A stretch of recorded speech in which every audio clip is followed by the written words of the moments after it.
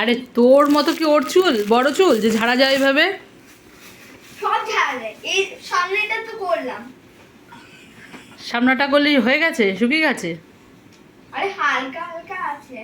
ব্যাস এবার ড্রায়ার দিয়ে ওটুকুনি শুকিয়ে নেবে, ছাড়।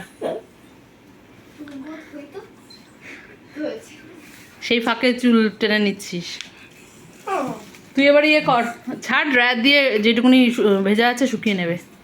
ছেড়ে দে ছেড়ে দে, বাবা ড্রায়ারটা নিয়ে শুকিয়ে নে তো এটুকুনি। ঠিক আছে, শুকিয়েও গেছে। ওই ফ্যানের নিচে একটু বস। বাকিটা শুকিয়ে যাবে।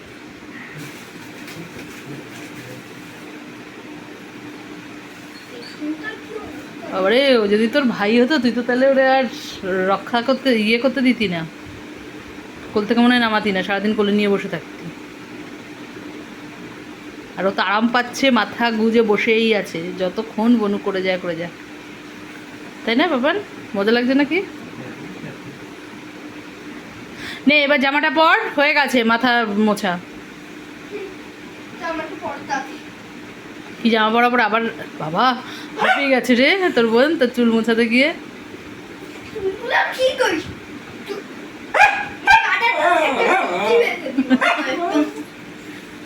দুইজনই যাবি সেলুনে গিয়ে চুল কেটে আসবি, দুটো না।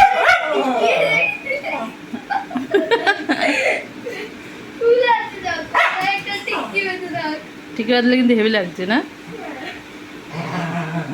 পুরো মেয়েদের মতো।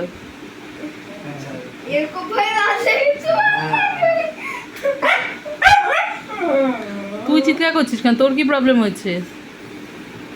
জেনি এবার মাম্মা জেনিও বলছে ওর, মাম্মা জেনিও বলছে ওর চুলটা একটু ইয়ে করে তো।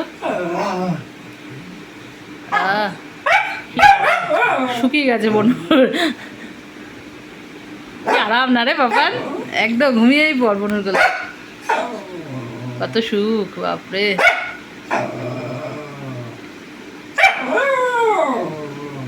কই মাম্মা আমাকে তো কোনো সময় এরকম করে দিস না। যদি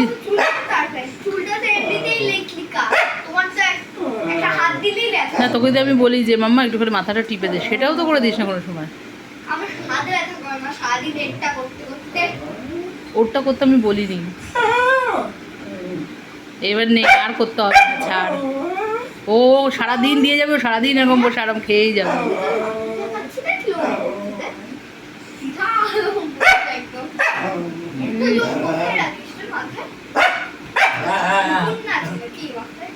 কি সব বলতে থাকে ভগবান।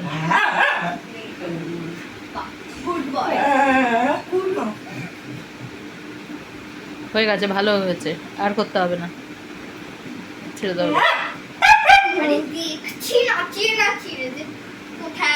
কোথাও নেই, পুরো চুল এবার শুকিয়ে গেছে একদম।